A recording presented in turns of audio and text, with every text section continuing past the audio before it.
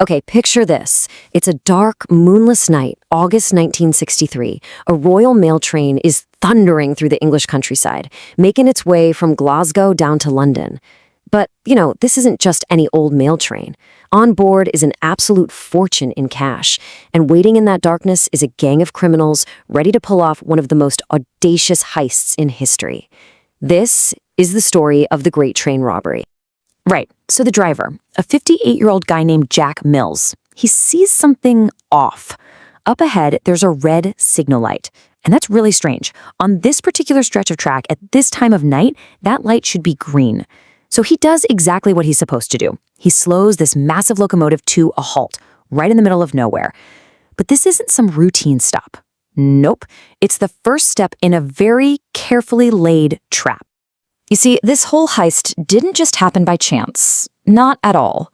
It was the result of months of meticulous planning, all put together by a mastermind named Bruce Reynolds. But Reynolds and his crew, they had a secret weapon, an insider.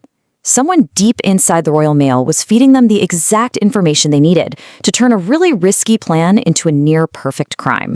Now, the gang's target was super specific, the HVP coach. The best way to think of it is like a bank vault on wheels.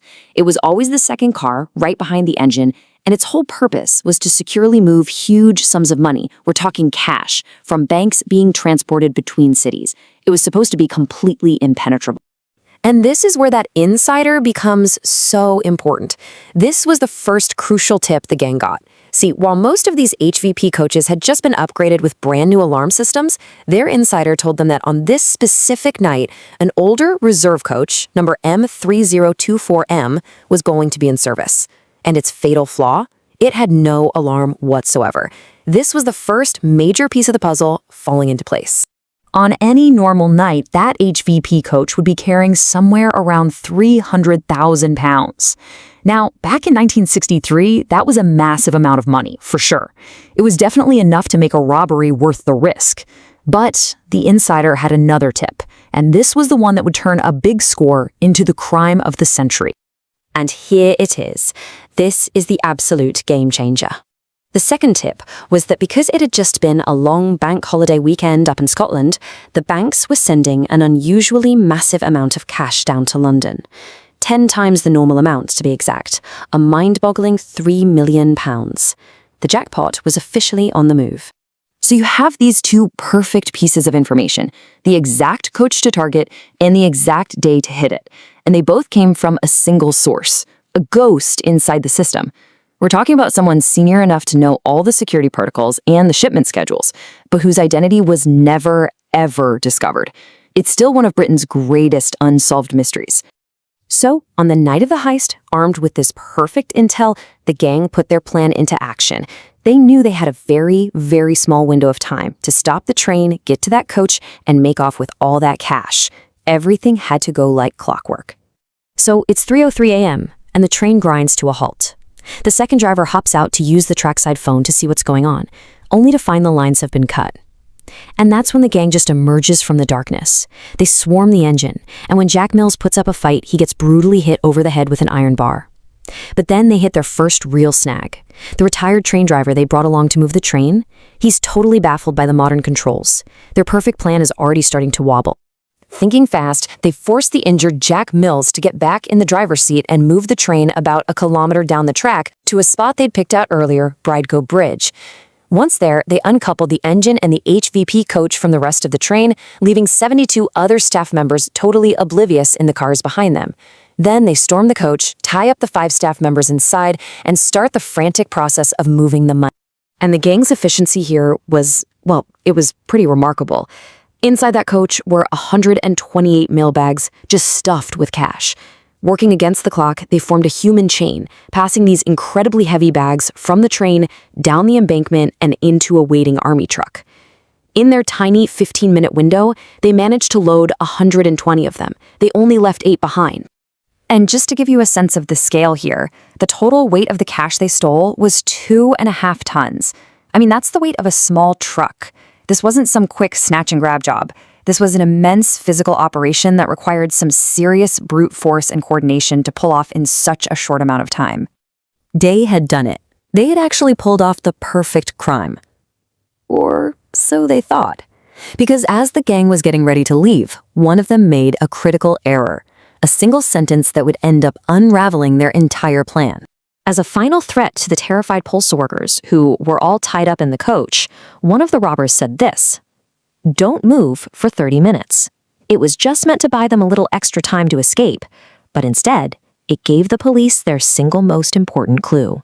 So the gang speeds away from Bridego Bridge and heads to their pre-arranged hideout, a rented place called Leatherslade Farm, about 43 kilometers away. The plan was to lay low there, listen to police radio, divide up all the loot, and then just quietly disappear.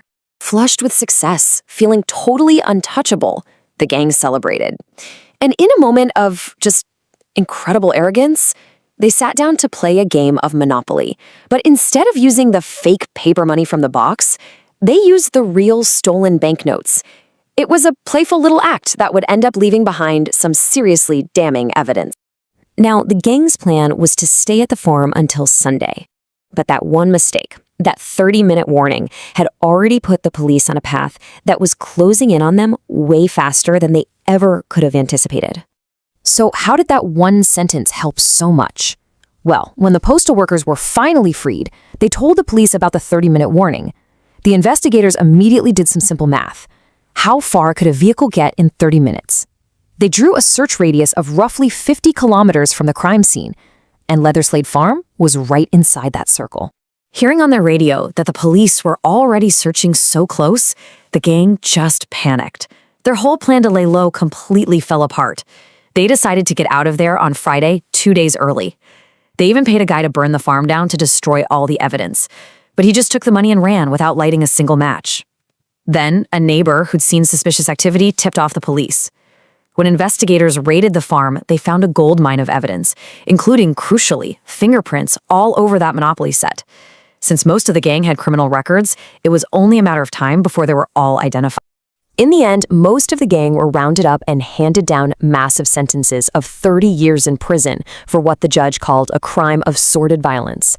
But, the story wasn't a victory for everyone. The train driver, Jack Mills, the man who was so brutally attacked, he never recovered from his physical and psychological injuries. He couldn't work again, and he died just 7 years later.